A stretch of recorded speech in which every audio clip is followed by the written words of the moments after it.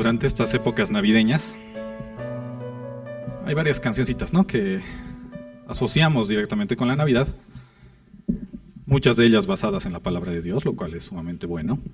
De hecho, algunas de esas cantamos acá, ¿no?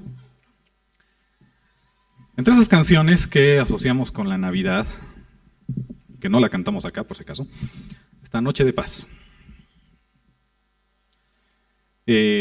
Yo creo que la mayoría de la gente acá la ubica, ¿no? Noche de paz, noche de amor. Precisamente uno de los versos que habla esta canción dice: noche de paz, noche de amor, todo duerme en derredor, entre los astros que esparcen su luz, brilla anunciando al niñito Jesús. Está bien que muchas de estas canciones lo que hacen es recordarnos lo que ha pasado esa noche, en la cual Jesús y María estaban buscando un lugar para refugiarse, en la cual nació nuestro Señor Jesús en la aldea de Belén. Y en ese sentido no hay un problema en cantar canciones que nos hagan recuerdo a eso. Es más, una buena forma de enseñar a los niños esa clase de cosas. Y bueno, este verso, que otra vez termina diciendo, brilla anunciando al niñito Jesús, no tiene algo malo en sí, más bien nos habla de lo que ocurre esa noche, pero también nos habla de un concepto bastante común entre nosotros, aquí en Bolivia, me animo a decir directamente, el cual es el niño Jesús. Dentro del contexto cristiano, entre nosotros, dentro de la iglesia, muchas veces nos recordamos en esta época, lo cual está muy bien, cuál es el concepto verdadero de la Navidad. Decimos, el verdadero significado de la Navidad es el nacimiento del Señor Jesús. No son los regalos, no es la familia, no es la paz, no es el amor, no es la unidad, el perdón o cualquier valor que a veces podamos dar. El verdadero significado de la Navidad efectivamente es Jesús, y también está bien que nos recordemos los unos a los otros constantemente que este es el significado de la Navidad y que la Navidad nos habla de Jesús específicamente. Pero, aquí voy a poner un pero. Vayamos un pasito más allá. Podemos partir del hecho de que la Navidad es sobre Jesús, como algo muy general, y decir, sí, recordamos que Jesús ha venido. Pero el punto es, cuando adoramos y cuando tenemos en nuestra mente que la Navidad es acerca de Jesús, ¿realmente estamos hablando de Jesús o estamos hablando de una imagen que se nos ha venido en la cabeza, que nosotros hemos ido creando a raíz de las cosas que vemos y escuchamos sobre Jesús? Otra vez voy a regresar a este concepto del niño Jesús. Cuando se recuerda la Navidad, cuando se festeja la Navidad, sobre todo en Nochebuena, lastimosamente en nuestra sociedad hay costumbres como hacer nacer al niño, que básicamente es agarrar una pequeña imagen de Jesús, entre comillas, y ponerla en un pesebre a la medianoche del 24 de diciembre. Peor, a veces se comete el gravísimo error de adorar esa imagen, lo cual sabemos que es idolatría. En cierta manera entiendo por qué ocurre esto. A la gente le gusta, naturalmente, adorar y poner su centro en cosas que le generan cierta sensación de estar viendo algo bonito, algo tierno, ¿no? Un bebé Jesús es más tierno que un Jesús quizás expulsando a los vendedores alrededor del templo. Entonces la gente, qué bonito, un niño Jesús, me es más agradable, me es más fácil, y prefieren hacer eso, y ese se convierte en el Jesús que es adorado en la Navidad y deja de ser aquel Jesús que realmente debería ser adorado. Para evitar cometer este error, ¿qué tenemos que hacer? Ir a la palabra de Dios y ver qué es lo que nos dice la palabra de Dios acerca del Jesús que estamos adorando, el verdadero Jesús. Vamos a leer Filipenses 2, del 5 al 8.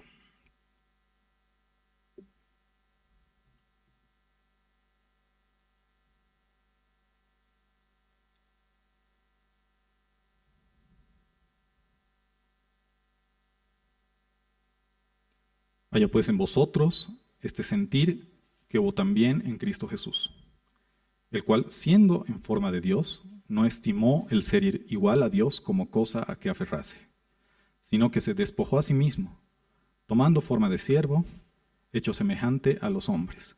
Y estando en la condición de hombre, se humilló a sí mismo, haciéndose obediente hasta la muerte y muerte de cruz. Vamos a leer hasta ahí nomás por el momento. Tenemos una verdad muy clara en este pasaje. En palabras de la Reina Valera, vemos que Jesús tenía forma de Dios, que era igual a Dios. Está hablando en tiempo pasado, ¿no? Sabemos que Jesús no era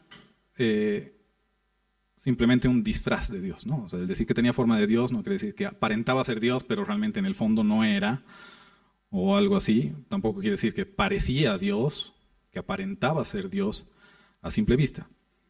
Jesús era Dios, realmente era Dios. Esto está completamente corroborado por lo que el apóstol Juan nos enseña en el capítulo 1 de su evangelio. En el principio era el verbo, y el verbo era con Dios, y el verbo era Dios. Esto es casi un paralelo del pasaje que estamos leyendo en este momento. Jesús era Dios, estaba con Dios, Jesús era igual a Dios. El Padre y el Hijo eran iguales, no había diferencia en cuanto a superioridad, inferioridad, más poder de un lado que del otro, o algo por el estilo, ¿no? Sé que es bien difícil ejemplificar los conceptos de la Trinidad, pero se me viene a la mente a veces los letreritos que se tiene en los negocios, ¿no? Todos somos iguales ante la ley.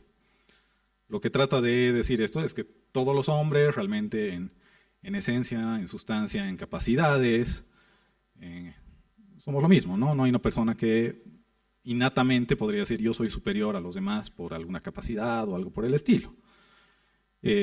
Claro, en este sentido no quiero confundir y decir que el Padre y el Hijo son dos diferentes dioses, pero que están dentro de la misma bolsa o algo así. Simplemente quiero decir que ambos eran de la misma sustancia, es lo que se dice normalmente. Ambos eran Dios. Uno solo, pero no había superioridad de uno sobre el otro o algo por el estilo. No había algo que los diferencia en ese sentido.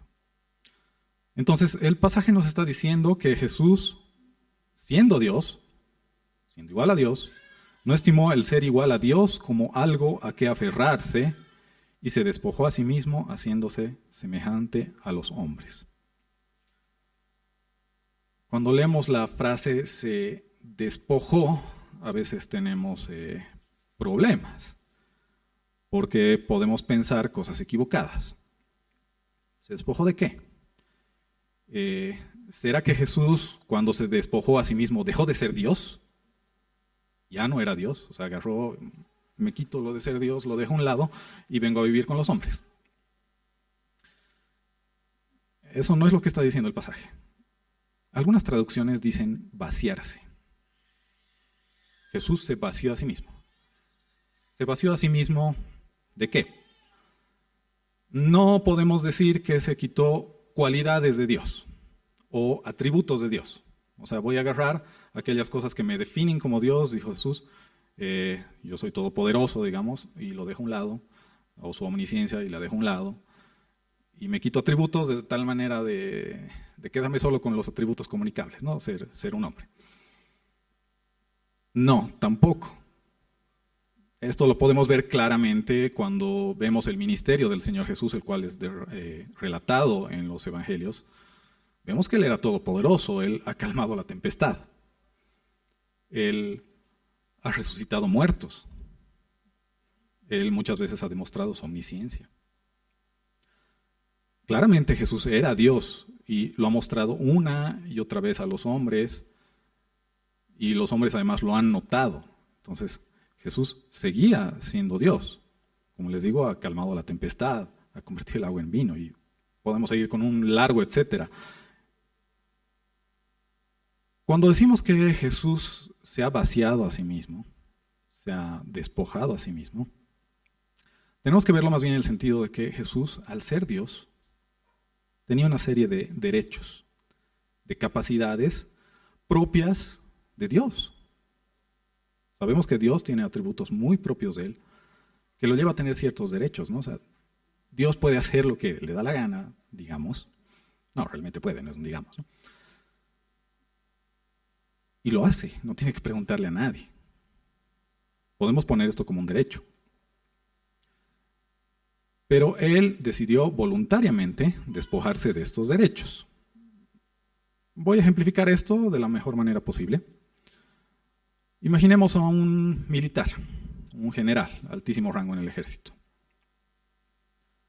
plagado de condecoraciones, así. Hemos visto, ¿no? Alguna vez en las películas o a veces en la vida real, se pone su uniforme y es un uniforme así plagadísimo de medallas y condecoraciones que demuestran lo que él ha hecho y lo que él es.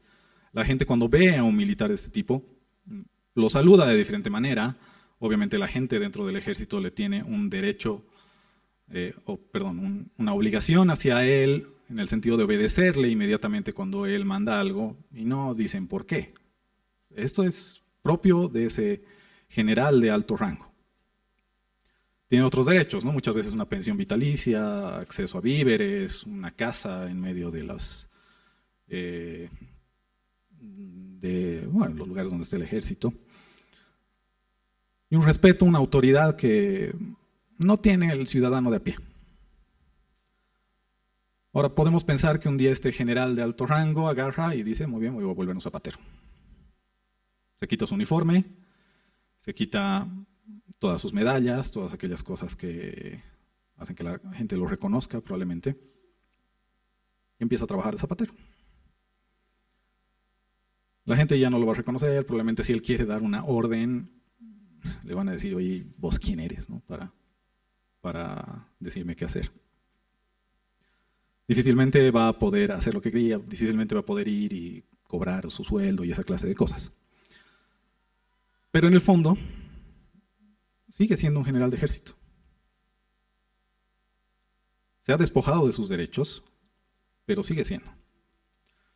De esta manera es que Jesús ha podido hacerse hombre y seguir siendo Dios. Se ha vaciado a sí mismo. Se ha despojado a sí mismo. Pero esto tiene que hacernos notar algo muy claro. Cuando Jesús ha venido al mundo y era ese bebé en el pesebre, seguía siendo Dios. Seguía siendo Dios. Seguía siendo digno de toda nuestra adoración. Seguía siendo digno de todo el respeto. Tenía el poder necesario para hacer lo que le placiera. Simplemente se vació. Vino, se hizo hombre. Ahora aquí también podemos cometer el otro error, ¿no? Ah, sí, realmente era Dios, entonces no, estaba haciendo trampa, ¿no? No era hombre realmente. No, realmente se convirtió en un hombre. Obtuvo las características y las cualidades de un hombre. Lo primero y lo más claro, nació como un hombre. Nació del vientre de María y vino a este mundo al igual que cualquiera de los otros hombres. Tuvo los problemas de un hombre. Fue perseguido, sufrió la pobreza, tuvo hambre, lloró, seguramente se enfermó. Sintió realmente todas aquellas cargas que los hombres, la humanidad tiene en general.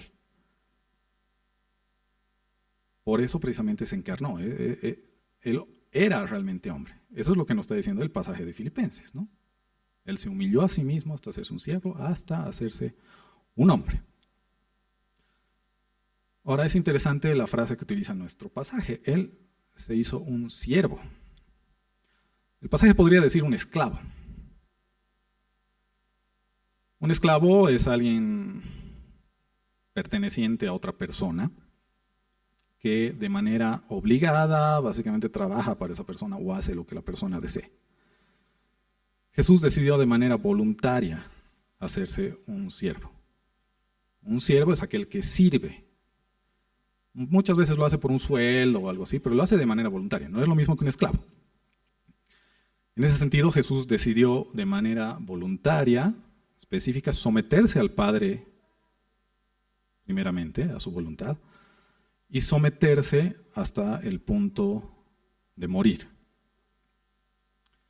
El pasaje nos dice no solamente morir, sino morir una muerte de cruz. Si tuviéramos que parafrasear esto, poner una versión súper moderna, por decirlo así, más bien tendría que decir algo como que se humilló a sí mismo hasta la muerte, y muerte de malhechor.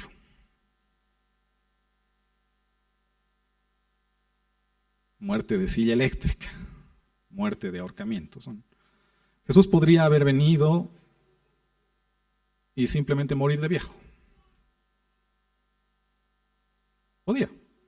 O podía haber venido al mundo y haber muerto, no sé, que le llegue una piedra en la cabeza, una muerte instantánea, sin dolor, sin nada de aquellas cosas que ha involucrado la cruz, que sabemos que no eran nada agradables, nada bonitas.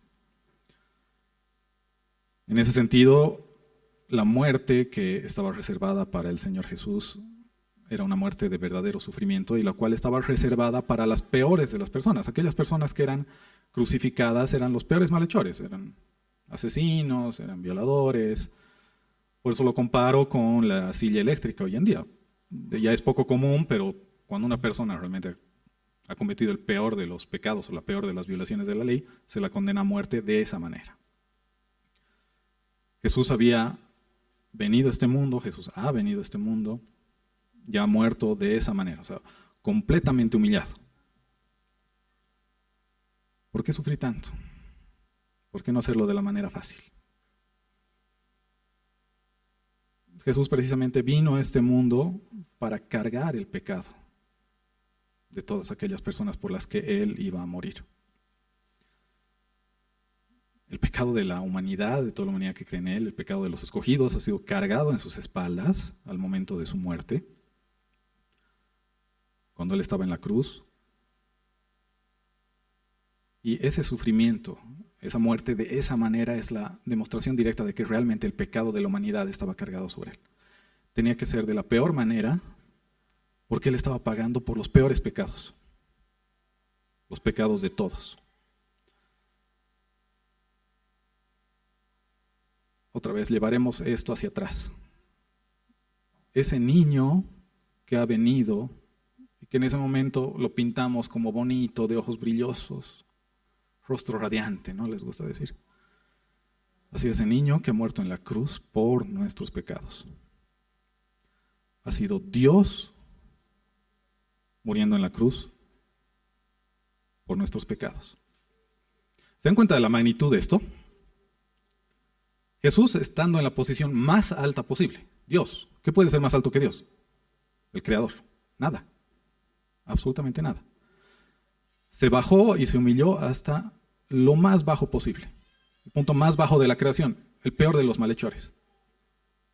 Ni siquiera una rata es tan mala como el peor de los malhechores. Él estaba más abajo. Realmente esto es algo que debería cambiar nuestra forma de ver las cosas y nuestra forma de relacionarnos con Dios. Otra vez, no adoramos a un niñito bonito, tiernito, que nos causa, ay, qué lindo, ¿no? Está en el pesebre con las ovejitas así, bien peluditas. No, Dios viniendo al mundo para morir por nosotros. Dios todopoderoso, digno de que las rocas lo adoren, digno de que toda la creación, las estrellas, los planetas, los satélites, los animales, los hombres, las plantas, todos lo adoren. Y que por amor a nosotros se humilló a sí mismo hasta morir por nosotros, para pagar por nuestros pecados. No estamos adorando al niñito Jesús. ¿A quién estamos adorando? A Dios Todopoderoso. No al niñito Jesús, a Dios. Continuamos con nuestra lectura a partir del versículo 9. Por lo cual, Dios también lo exaltó hasta lo sumo y le dio un nombre que es sobre todo nombre, para que en el nombre de Jesús se doble toda rodilla de los que están en los cielos y en la tierra y debajo de la tierra, y toda lengua confiese que Jesucristo es el Señor, para gloria de Dios Padre. Por lo cual, por todo lo anterior, por el hecho de que Jesús se ha hecho hombre, se ha humillado a sí mismo, ha obedecido hasta la muerte, ha muerto como el peor de los malhechores, Dios lo regresa hasta el punto más alto, lo exalta hasta lo sumo. El Padre, Dios mismo, igual que Jesús, decide en su soberanía poner nuevamente en el punto más alto de todo. Jesús viene al mundo, se humilla hasta lo sumo y el Padre lo regresa otra vez a la postura más elevada, a raíz de su obra de salvación, a raíz de su sacrificio por nosotros. Y aquí hay una frase interesante. Recibe un nombre que es sobre todo nombre. Cuando nosotros hablamos de nuestros nombres, lo hacemos muchas veces con ligereza, ¿no? Todos tenemos un nombre, nos conocemos por ese nombre, nos llamamos por ese nombre. Y muchas veces ese nombre no significa nada. Claro, seguramente muchas personas acá pueden decir, sí, mi nombre significa tal cosa. Yo sé que Andrés significa varón, por si acaso, ¿ya? Pero muchas personas realmente tienen un nombre que a veces buscamos en internet, ¿no? Hay unos cuestionarios, mira cuál es el significado de tu nombre, y te ponen el significado que ni siquiera es el verdadero significado, ¿no? Solo para subirte la autoestima. No lo tomamos en serio. Realmente la gente pone nombres a sus hijos porque suenan bonito, a veces porque es el nombre de moda. En ese sentido no me gusta, en mi edad hay 20.000 Andreses, ¿no? Seguramente era el nombre de moda cuando yo era guagua.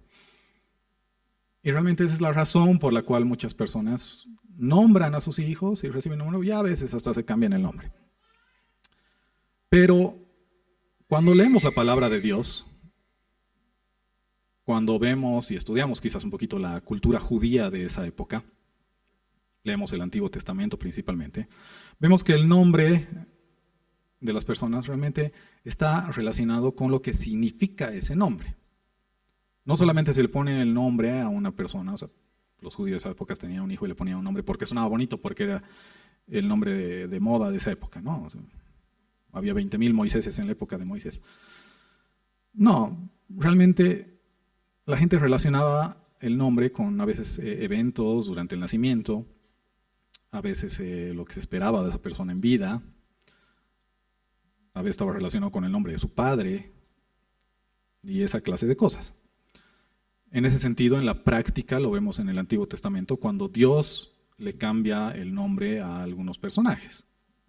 Un ejemplo de ellos es Abraham, que originalmente quería decir el Padre es exaltado, por Abraham, o Abraham, que quiere decir Padre de muchedumbres, precisamente a raíz de lo que Dios estaba obrando en Abraham y la promesa que le hace de que él iba a ser padre de muchedumbres.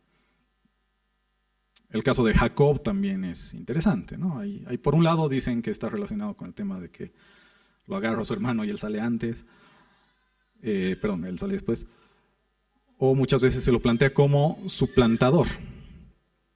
Y después Dios le cambia el nombre a Israel, que es el que lucha con Dios. Recordemos que él ha tenido una pelea física, ¿no?, con Dios y ha vencido.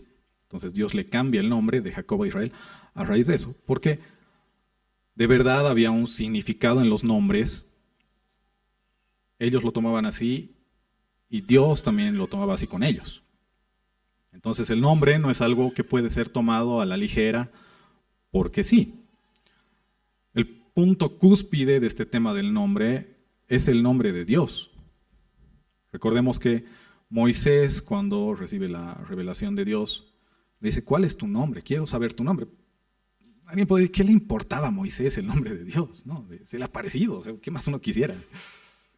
No, realmente tenía importancia y Dios le responde con el nombre divino. Jehová, Yahvé, no estamos realmente seguros hoy en día. Precisamente a raíz de que los judíos han tomado con tanta reverencia este nombre, también a raíz del tercer mandamiento, que han olvidado cómo se lo pronuncia, porque le tenían un extremo respeto a este nombre. Sabemos qué significaba este nombre, yo soy el que soy.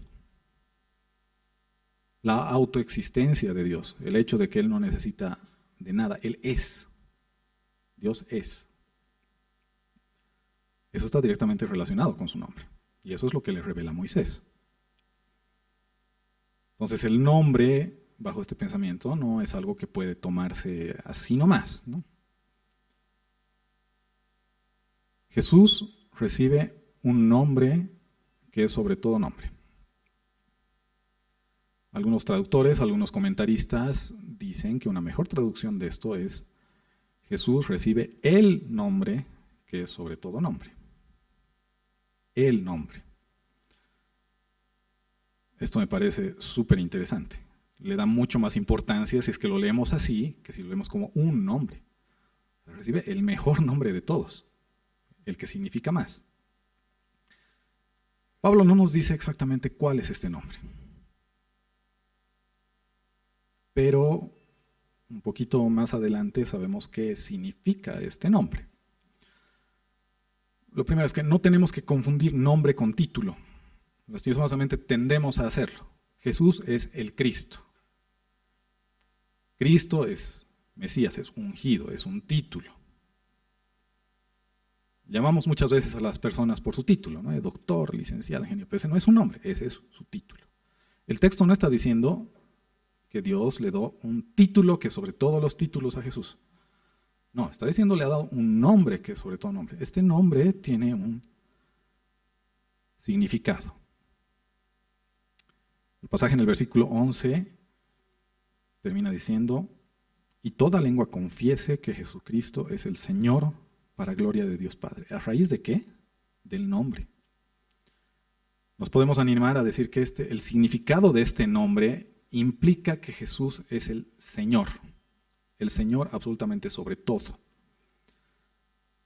En base a este nombre, que significa que Él es el Señor, toda rodilla se va a doblar.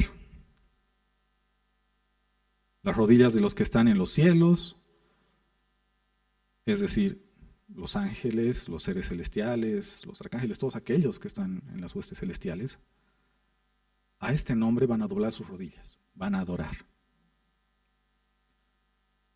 Los que están en la tierra, nosotros, los vivos, la humanidad, van a igual ver este nombre e inclinarse ante él, adorar ante este nombre. Los que están debajo de la tierra, los demonios, aquellas personas que no creen, los que están en el infierno, alguien podría decir, van a adorar también al nombre del Señor Jesús. Jesús es el Señor. Esto implica que absolutamente todos lo van a adorar. Crean o no crean en Él. Se ponen a pensar que las personas que hoy en día lo niegan tan abiertamente, dicen no hay Dios, no quieren aceptar ni su existencia, ni su poder, ni su deidad, ni su obra salvadora, va a haber un momento en que ante el nombre del Señor Jesús van a doblar sus rodillas y van a tener que reconocerlo.